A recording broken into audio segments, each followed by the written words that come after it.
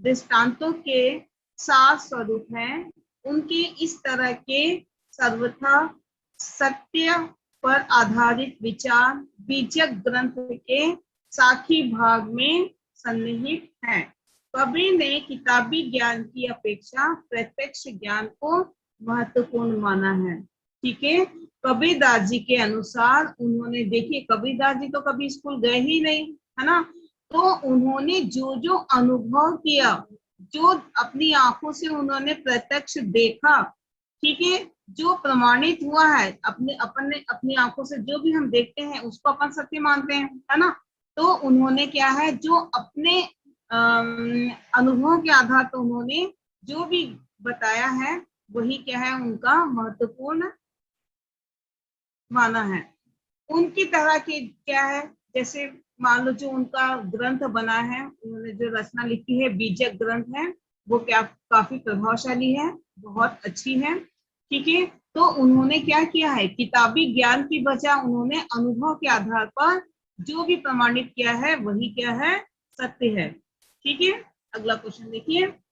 कबीर के अनुसार निर्भय भया कछु नहीं व्यापे की स्थिति कब आती है ना। आंसर देखिए, कबीर के अनुसार मनुष्य के सर्वथा माया मोह से परे आडंबर विहीन समर्पित भक्ति की स्थिति में ही निर्भय भया कछु नहीं व्यापे की स्थिति मानी गई है ना। तो देखिए कबीरदास जी कहते हैं कि ऐसा नहीं है कि तुम पत्थर की मूर्ति के सामने बैठ जाओ और खूब आडंबर से भरपूर, है ना, उनको ढेर सारे खूब पकवान चढ़ाओ और ढेर सारे लोगों को बुलाओ, भले ही आप मन से करो या ना करो, उनको याद करो या ना करो, लेकिन ये कि हाँ बहुत सारे लोग हैं, बहुत सारा इनको भगवान को मिष्ठान खिलाना है, बहुत सारे पकवान बनाने हैं, बहुत सारा बहुत ज्यादा भंडारा करना है, तो ये सब क्या है, झूठे आडंबर है ना, ये मोह माया है। तो इन सब के बजाय अगर तुम भगवान के सामने सच्ची भक्ति से ध्यान कीजिए, हाथ जोड़ के बस उनसे प्रार्थना ही कीजिए, वही क्या है आपके लिए ईश्वर तक वो आपकी प्रार्थना जरूर पहुंचेगी, है ना। तो कबीरदास जी के अनुसार उन्होंने कहते हैं कि लोग ना गेरुआ कपड़े पहन लेंगे, बड़ी बड़ी मालाएं पहन लेंगे, लंबे लंबे तिलक छापे लगा लेंगे, तो ये सब क्या है, मोह माया में लोगों को क्या है भ्रमित करते हैं, उससे क्या ईश्वर नहीं मिलते, है ना। और जो भी वो क्या करते हैं, शिष्य बनाते हैं, वो भी क्या है, शिष्य भी क्या है, वो भी उनको सही ज्ञान नहीं मिल पाता, ईश्वर तो मिल ही नहीं सकते, है ना।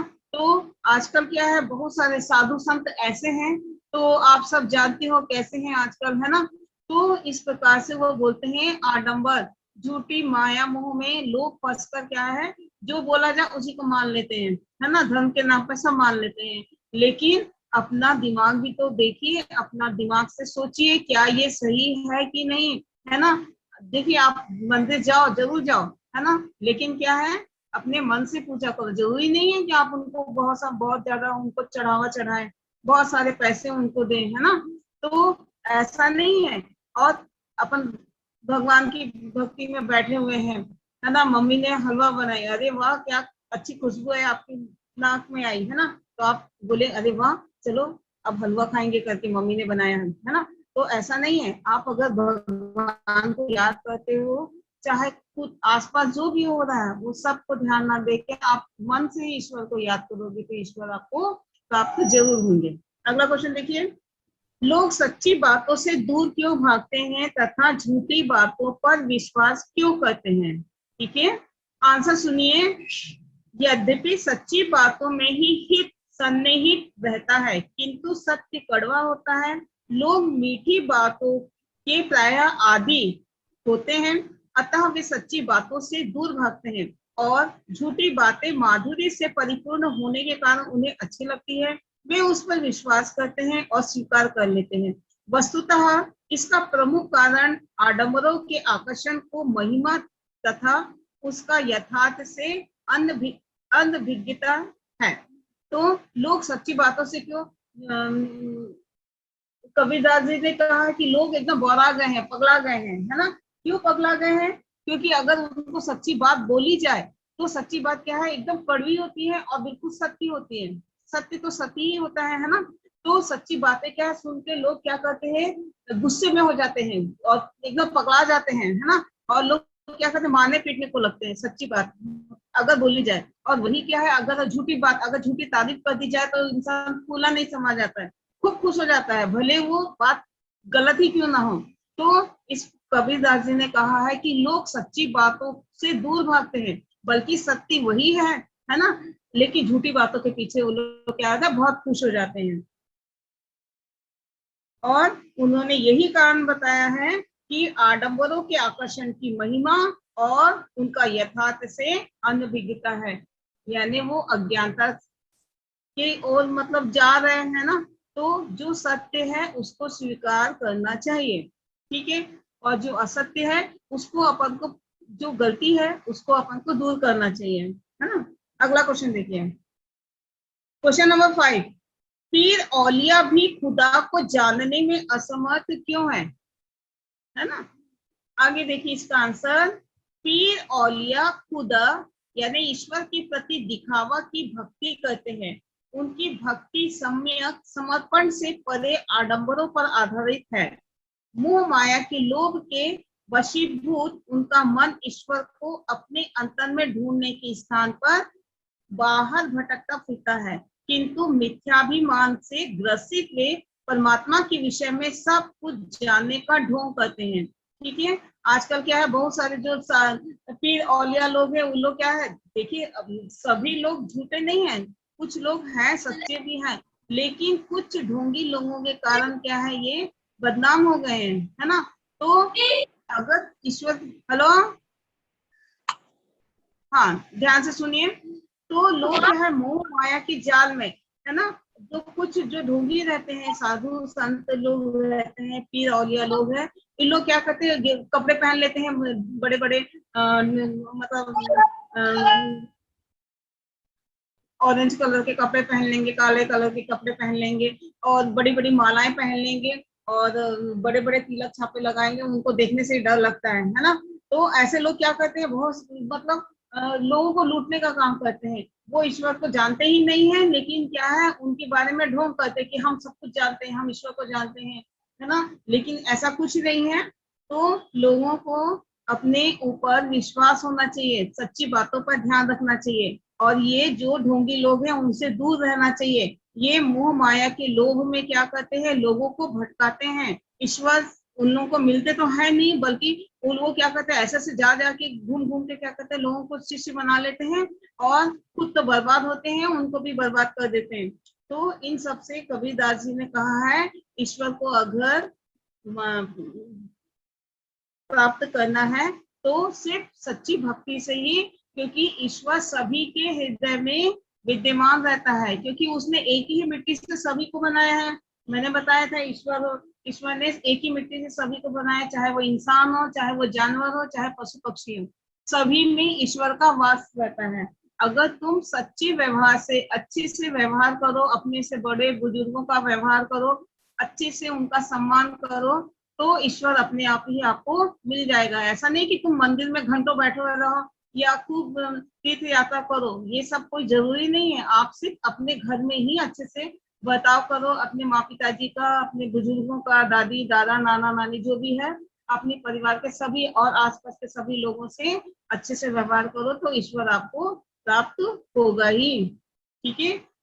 अगला क्वेश्चन देखिए, आपस में दो लड़े मृत्यु है, इसके द्वारा कबीर ने किन दो के लड़ने की ओर संकेत किया है, उनके लड़ने का कारण क्या है, ठीक है।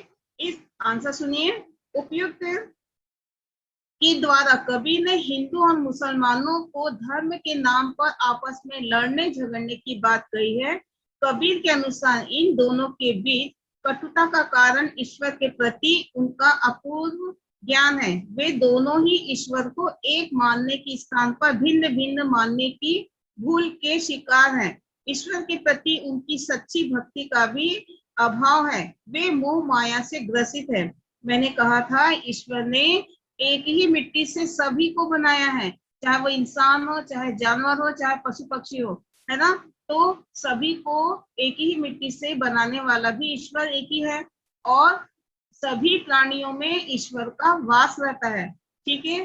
तो हिंदू मुस्लिम ये लड़ने की बात कहा है, ये हिंदू और मुस्लिम दोनों क्या है, अज्ञानता के कारण लोग अपने अपने धर्म को महान समझते हैं, ठीक है, और अपने धर्म को महान और दूसरों के धर्म को क्या मानते हैं, तुच्छ मानते हैं, नीच मानते हैं, है ना। तो उसी धर्म में क्या है, हिंदू मुस्लिम का आपस में यही लड़ाई है कि सब अपने अपने धर्म को ऊंचा मानते हैं, लेकिन ये गलत बात है। ईश्वर ने सभी को एक ही मिट्टी से बनाया है, सभी में एक ही पंच तत्व जो है ना, मैं बताया था ना कल के दिन, क्या क्या बताई थी, मिट्टी, पानी, अग्नि, आकाश और वायु, ये पंच तत्व से ईश्वर ने सबको बनाया है और सभी में ईश्वर का वास है।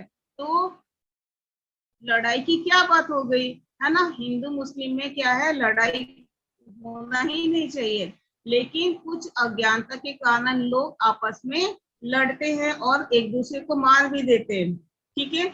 तो कबीरदास जी ने कहा है कि लोग अज्ञानता के कारण एक दूसरे से लड़ते हैं, एक दूसरे को मारने की धुन में रहते हैं। तो लेकिन क्या है, सभी को ईश्वर ने एक ही मिट्टी से बनाया है, सभी में ईश्वर का वास है, ईश्वर के प्रति उनमें सच्ची भक्ति का भी अभाव है, और ये मोह माया के कारण एक दूसरे से लड़ते झगड़ते रहते हैं। अगला क्वेश्चन देखिए, क्वेश्चन नंबर 7, कबीर के अनुसार ईश्वर का स्वरूप कैसा है। ध्यान से सुनिए आंसर। कबीर के अनुसार ईश्वर सर्वव्यापी है, ईश्वर एक है, उसका कोई निश्चित रूप या आकार नहीं होता। इस बात को प्रमाणित करने के लिए उन्होंने कई तर्क दिए हैं, जैसे नंबर 1, मैंने पिछले बार बताया था, संसार में एक ही हवा है, एक ही प्रकाश है, प्रकाश यानी एक ही सूर्य है जो सारे संसार को प्रकाशित करता है। जल भी एक ही है, चाहे वो तालाब का जल हो, चाहे नदी का हो, चाहे समुद्र का हो, या आपके घर का जल हो, है ना। तो ये संसार में एक ही हवा है, एक ही प्रकाश है, यानी एक ही सूर्य है, एक ही चंद्रमा है, और जल भी एक ही है। दूसरा क्या है, तर्क है, कुम्हार अपने बर्तन को क्या करता है, अलग अलग आकार देके बनाता है, कभी घड़ा बना लेगा, तो कभी दिया बना लेगा, कभी कलश बना लेगा, है ना। तो आखिर मिट्टी तो एक ही है ना। तो इस प्रकार से ईश्वर भी क्या है, एक ही मिट्टी से सभी प्राणियों को, जो संसार में जो भी है, सबको क्या है, एक ही मिट्टी से बनाया है।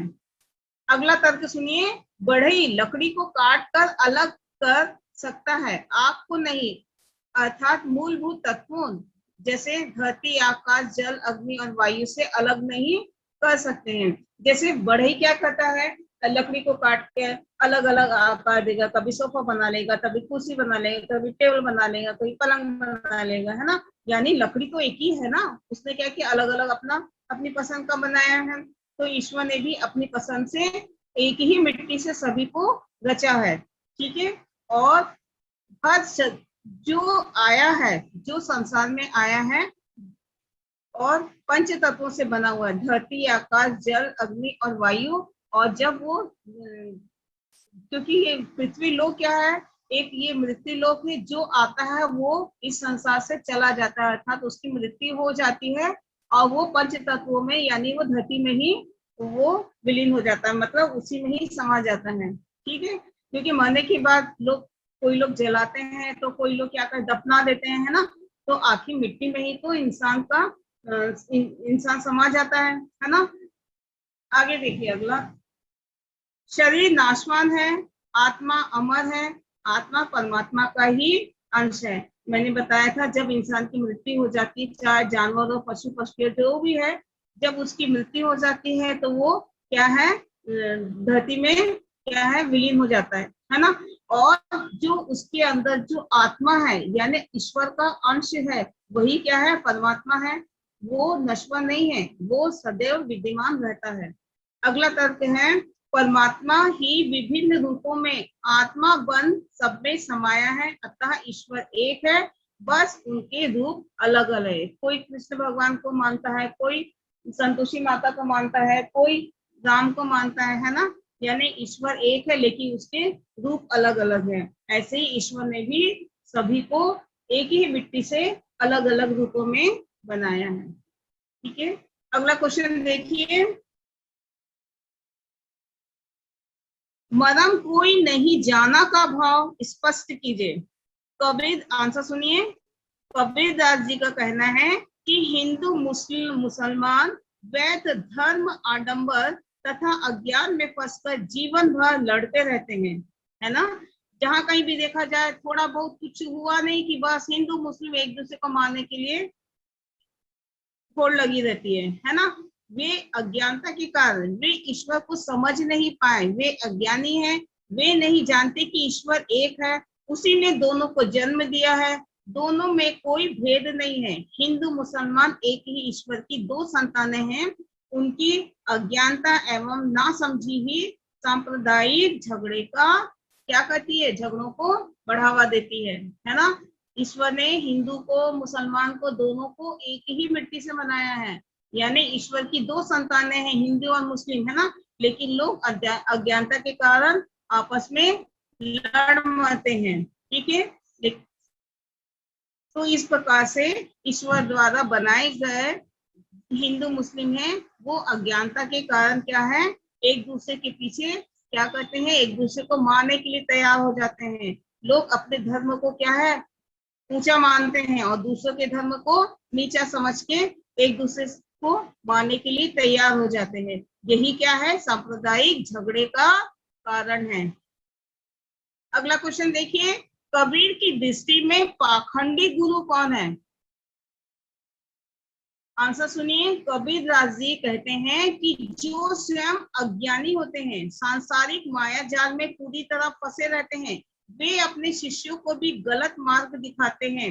वे संसार में घूम घूम कर लोगों को गुरु मंत्र तो देते हैं, उन्हें अपना शिष्य भी बना लेते हैं, किंतु स्वयं अहंकार में डूबे रहते हैं।